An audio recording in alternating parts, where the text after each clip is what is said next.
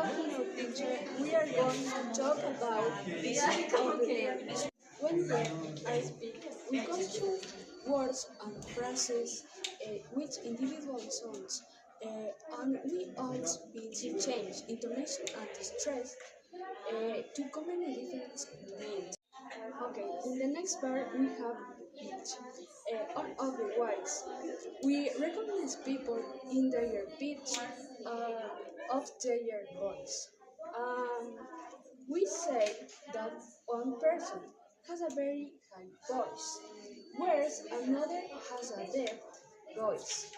Um, we often speak as in either pitch than normal if we are frightened or existing. Okay, next we have intonation. The intonation we use is a crucial factor in speaking.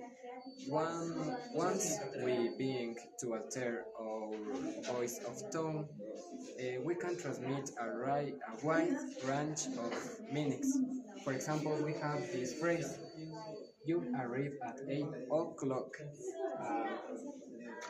That is the intonation is here in o'clock is a falling tone that means a statement. Next, with the same phrase, we have the tone in 8. It's a rising tone. It's a rising tone. So it's you'll arrive at 8 o'clock. It's a question. Finally, we have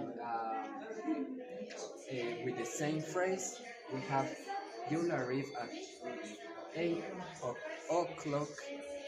Okay, uh, that is uh, that is a short question to confirm or check